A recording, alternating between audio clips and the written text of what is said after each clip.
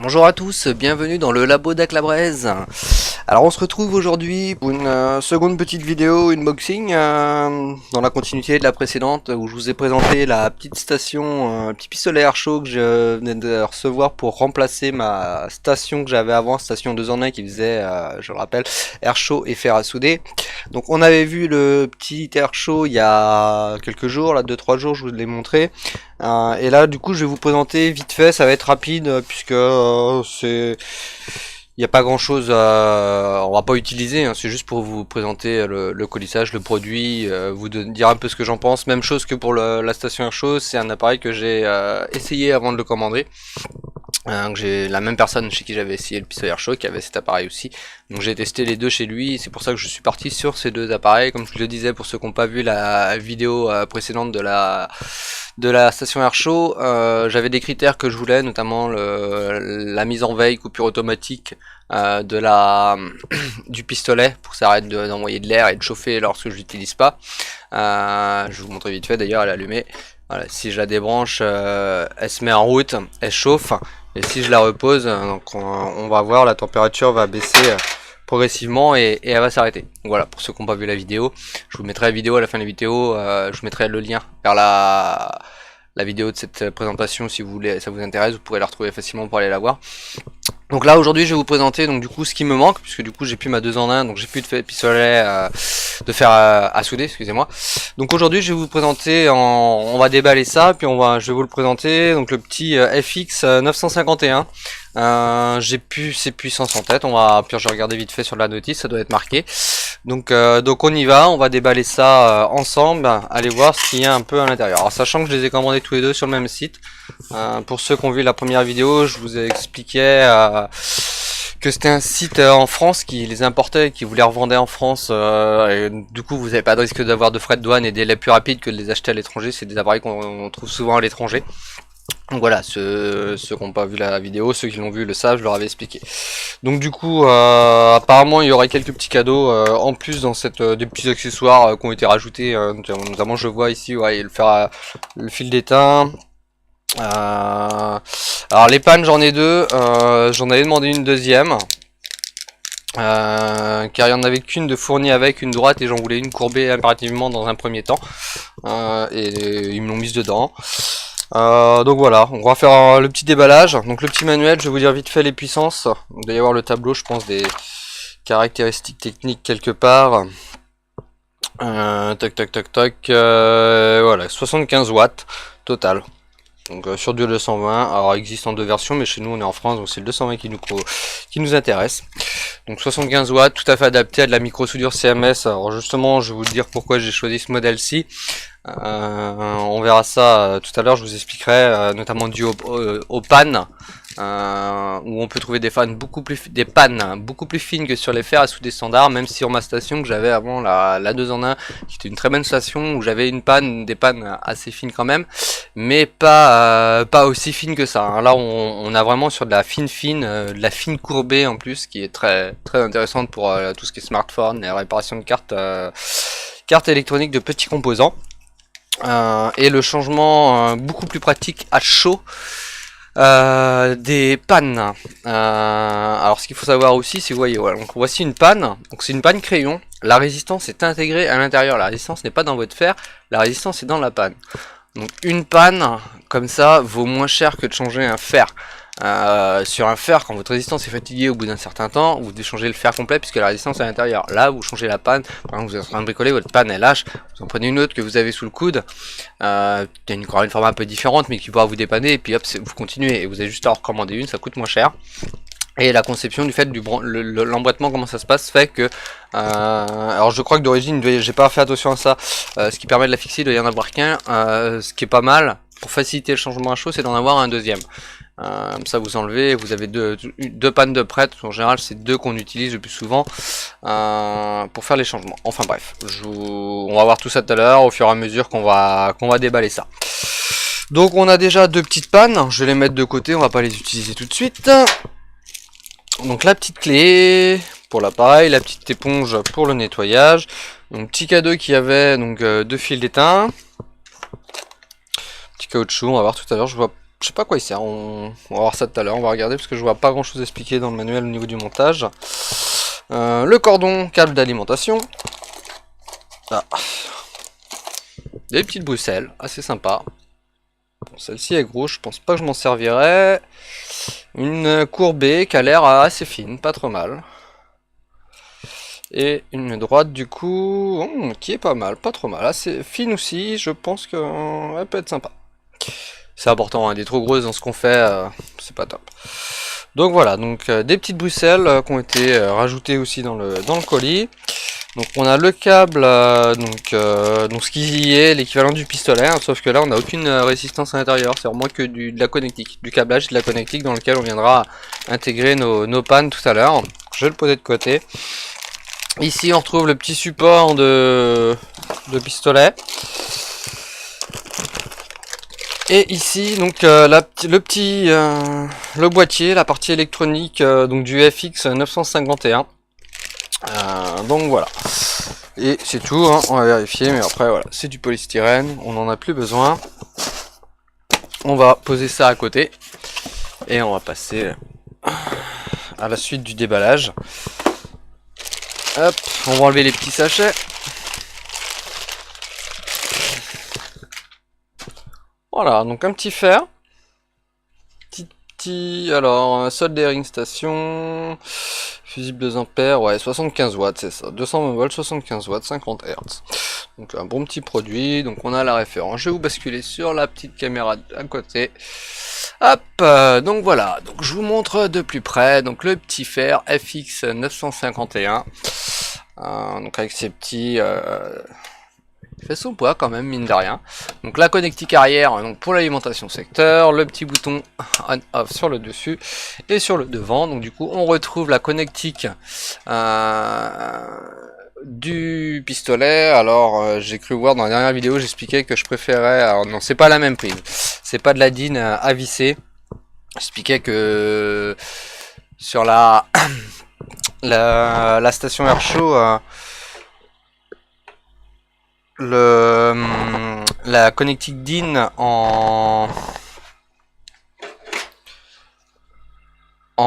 excusez-moi, en métal, je vais la couper parce que j'ai du mal la reposer, je suppose qu'elle ne s'arrête pas.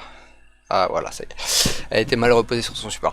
Donc je reprends, excusez-moi. Je disais que la connectique DIN était en métal, donc c'était bien, c'était un gros plus de choisir, quand si vous choisissez une, de la prendre la connectique DIN qui permet de visser en métal et pas en plastique, c'est beaucoup plus résistant, beaucoup mieux. Là c'est du plastique mais c'est pas du DIN en fait, enfin c'est pas le même DIN, c'est une autre norme, mais là c'est emboîté, il n'y a pas de vissage et c'est plus long. Donc ça va être, c'est très bien aussi. Donc on va continuer le déballage. Hop, je vais poser le petit fer. Voilà, je vous le laisse ici. Donc le petit sachet du support de fer. Donc on est, hop, voilà, sur un petit support très basique, tout simple, tout ce qu'il faut, hein, suffisant. On va le laisser comme ça. Hein, petit fil, je pense qu'il doit permettre le verrouillage pour être sûr que ça tienne bien en place.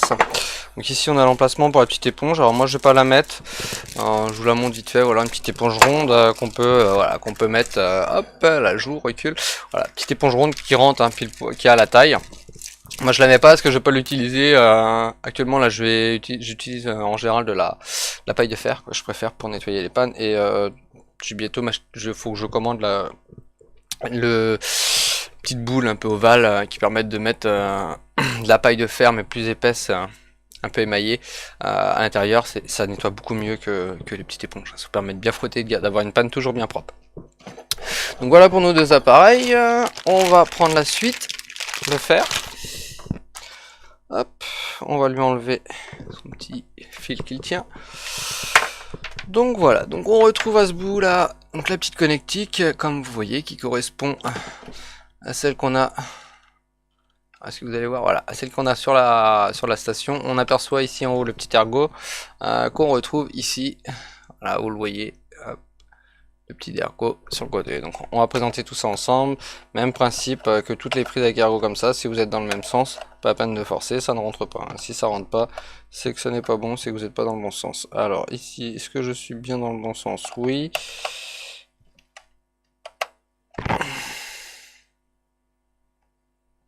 Mais... Alors, c'est bon. J'ai l'impression que ça rentrait mal. Mais c'est bon, voilà. Et ouais, connectique qui tient bien. Donc on va passer à la suite. On va passer du coup au pistolet au fer. Voilà, vous le voyez ici, vraiment tout léger, rien à l'intérieur. Donc c'est la partie noire qui se déclipse. Voilà. Hop, normalement, comme ça. Alors c'est sur celui-ci, c'est à visser. Dommage. Il existe deux versions. Là, il y a la version à visser et la version à emboîter. J'aurais préféré la version emboîtée. Bon, après, je sais qu'il y a eu que certaines personnes ont eu des problèmes avec la version emboîtée, des problèmes de faux contact au niveau des pannes. On va prendre la première panne, on va prendre la droite, la courbée. Je pense que c'est celle en général que j'utilise le plus. La petite courbée, parce que l'autre c'est une petite droite. Poser ça là. Donc voici donc notre panne. J'essaie de vous la montrer de profil. Vous voyez pas forcément bien là, qui est légèrement courbée. Donc la panne ici, et du coup notre résistance qui chauffe qui est ici, donc qui se clipse. Donc on l'emboîte, si je me trompe pas, voilà, hop. Donc en fait je suis même pas sûr que sur ce modèle on ait besoin de dévisser pour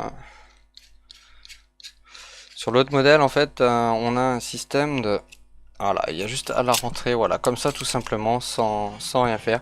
Sur l'autre modèle que j'avais vu la première fois, en fait, c'était un système, la partie noire était d'une autre couleur, et c'était un système à clipser qu'on branchait. Donc du coup on enlevait le plastique, on touchait pas du tout à la panne chaude, donc on pouvait l'interchanger sans problème. Du coup, peut-être que je sais que c'est la station est la même, c'est juste j'avais vu qu'il y avait les deux options, donc j'ai pas fait attention quand j'ai commandé que c'était l'option à visser et pas l'option à clipser, mais ça ce n'est qu'un détail. Pour le changement de la panne, le pistolet tout seul ne vaut rien, donc il suffit juste de commander celui avec la partie qui se clipse et ça sera résolu. Donc voilà, hop, on présente ça à l'intérieur. Voilà, support tout simple, tout basique, qui vous tient votre fer. Donc c'est assez bien fait. Le caoutchouc et le petit fil se tiennent et ça nous maintient tout ça en place. Tout ce qu'il faut. C'est parfait. Donc voilà, donc on va passer après à la connexion. Je cherche à quoi peut servir ce caoutchouc. Je me suis dit c'est peut-être un antidérapant, mais j'ai pas l'impression. On verra ça, on verra par la suite. Je sais honnêtement pas à quoi ça sert du tout ce petit caoutchouc. On verra bien, on verra par la suite quelle est son utilité. Donc la connexion. Tac. Alors, je vais essayer de trouver une prise de disponible par là.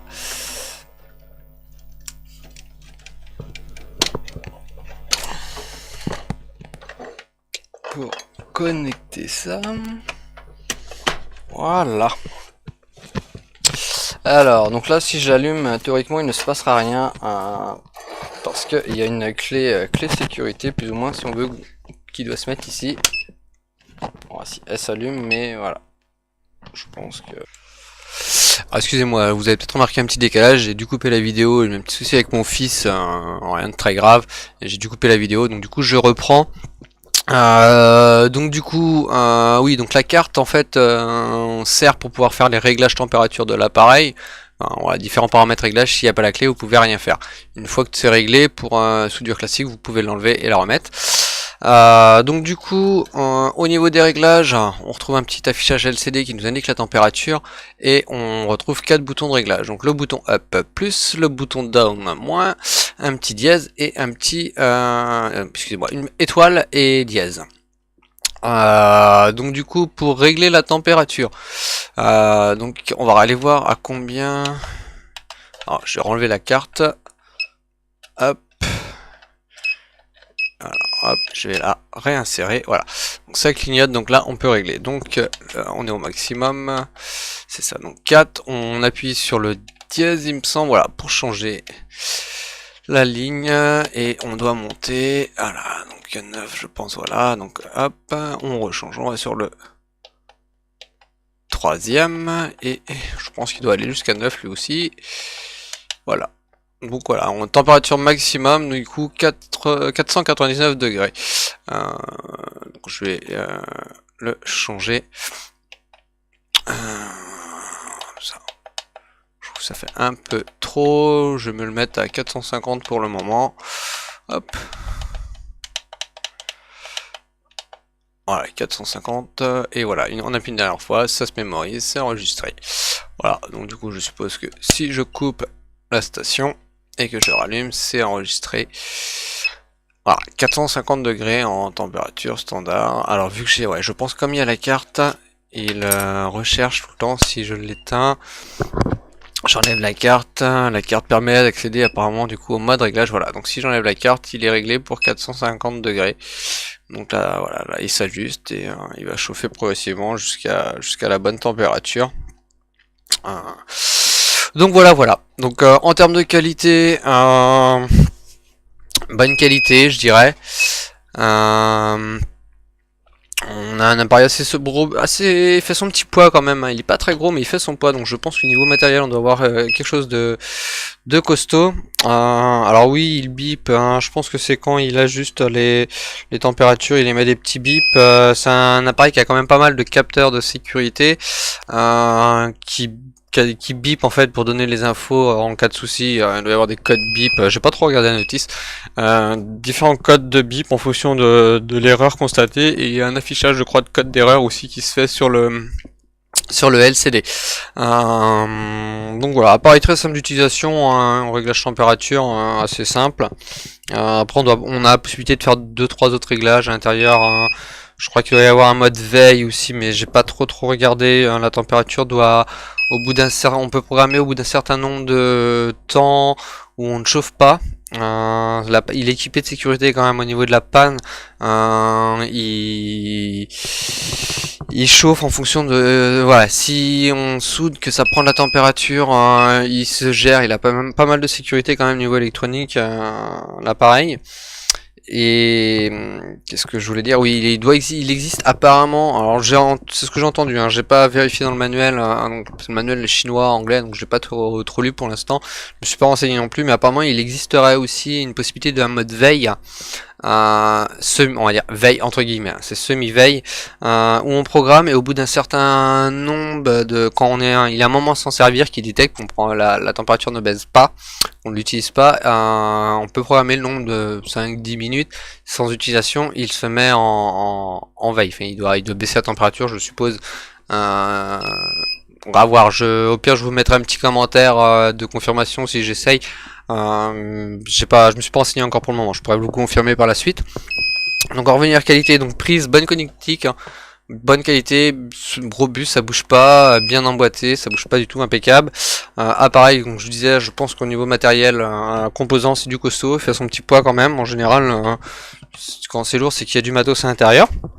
Ah bon, on sait jamais, mais de ce que j'en sais, c'est bonne qualité quand même. Un fer sympa. Petit plus, voilà, on est sur du fer vraiment très léger. Du coup, vous avez vu les pannes, c'est tout léger. Il n'y a pas de grosse résistance électronique, c'est à l'intérieur de la panne, donc c'est tout léger. Voilà, vous allez voir à peu près. J'ai pas des gros doigts non plus, mais voilà, vous voyez que il est quand même assez fin. Donc au niveau prise en main. Ouais, on est bien pour travailler quoi. Alors, au niveau de la prise en main, on a quelque chose qui est assez bien fait. Voilà, un crayon un petit peu plus gros, donc on a vraiment une bonne prise en main. Ouais, bien fait, bien fait. Pareil, bon, il est vide, donc au niveau équilibrage, on va pas trop avoir de risque d'équilibrage, mais ouais, on a quelque chose d'assez léger, qui tient bien en main, qui nous fatigue pas trop. Longueur de câble, bon, selon le place, je dirais qu'elle est correcte. J'ai vu des fois des choses un peu courtes ou autres. La longueur est pas mal, la longueur est correcte. Le support, bon bah support tout simple, basique, c'est bien fait. Voilà, ça passe à l'intérieur. Donc l'emplacement pour la petite éponge que moi je mettrai pas, comme je vous l'ai dit tout à l'heure, j'utilise de la paille de fer, c'est ce que je préfère pour nettoyer les pannes.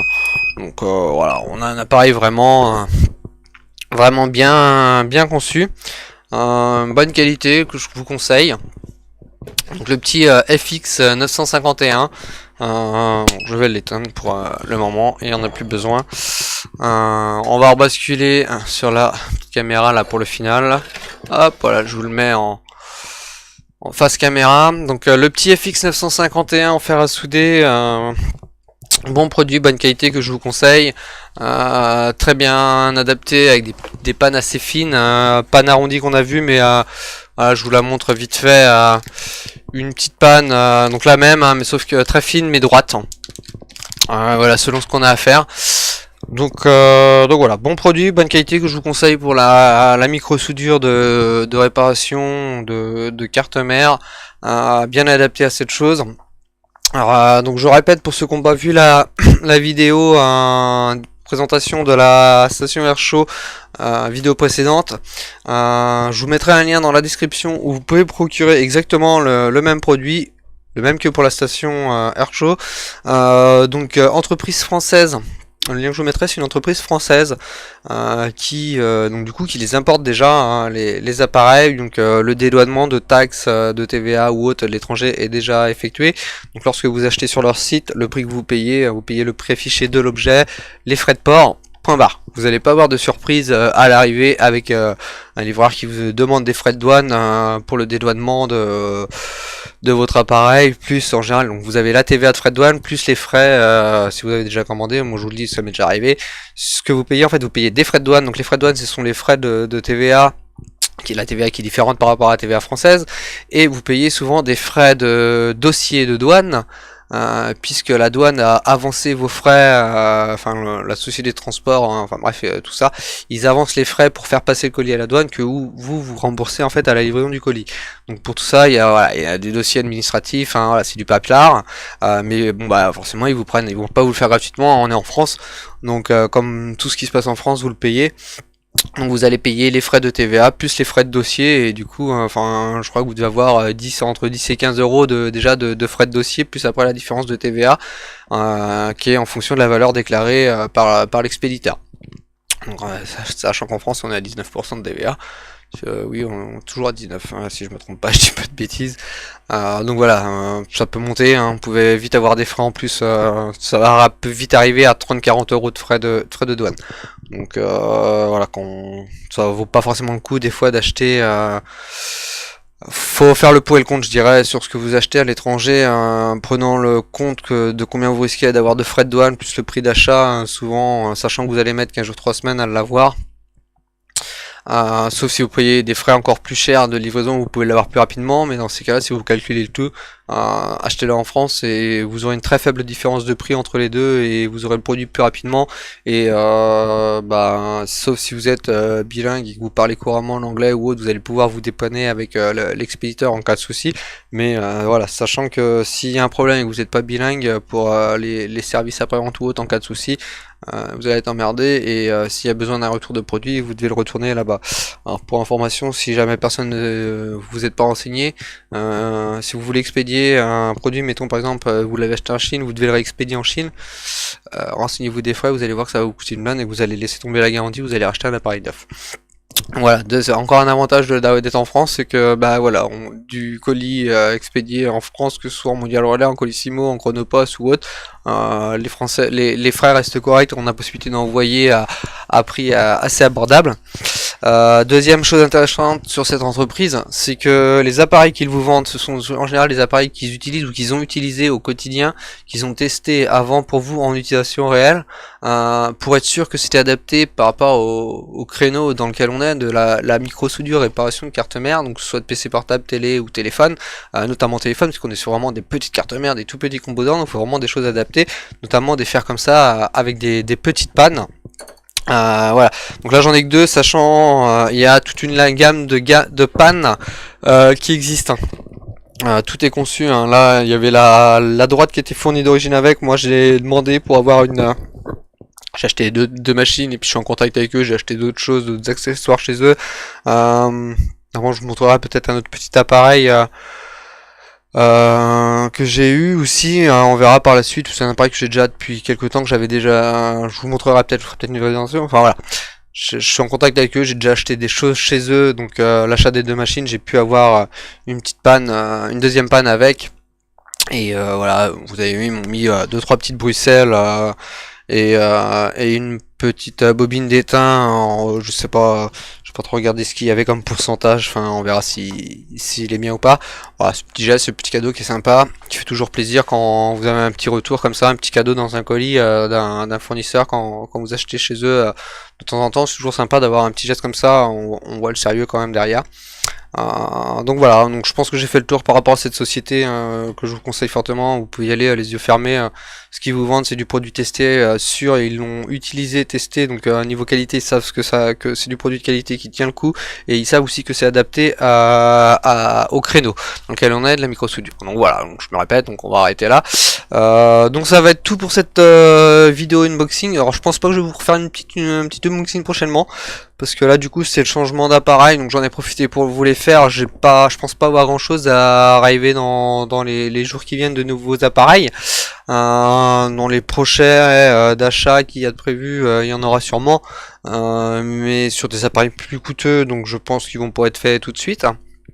Après voilà, après il y a toujours des petits accessoires qui servent pour les diagnostics, qui peuvent être pratiques, sympas. Qui peuvent arriver, des petites choses basiques que voilà, alors je pourrais vous montrer vite fait. Alors, on verra, hein, faut que ça fasse quelques minutes quand même de présentation. Au pire ça peut être des présentations que je vous fais des fois d'accessoires au début d'une vidéo ou en utilisation. Donc voilà, donc je prends deux petites vidéos unboxing, là c'est la deuxième que je vais vous mettre en ligne. Donc encore désolé pour la petite coupure qu'il y a eu, un petit souci du coup de famille, j'ai dû arrêter à quelques minutes pour m'absenter. Ça m'embêtait de refaire la vidéo, surtout que j'avais déjà tout déballé, un peu con de remettre tout en sachet pour vous faire un unboxing, qui aurait pu être vraiment un unboxing en direct, puisque j'aurais déjà déballé le produit une première fois. Donc vous aurez une petite coupure, vous verrez là quelques minutes avant la fin, j'en suis désolé, je pense que normalement ça devrait passer correctement vu que j'ai fait ça. Voilà, je me suis pas absenté à 3 heures non plus, je me suis absenté quelques minutes, donc j'ai pas perdu trop le fil non plus d'où j'en étais. Donc voilà, je vous laisse pour aujourd'hui. Donc n'hésitez pas à vous abonner si mes vidéos vous plaisent. Activez la notification si vous voulez être informé des nouvelles sorties de vidéos. Un petit pouce si cette vidéo là vous a plu. Et je vous dis à bientôt.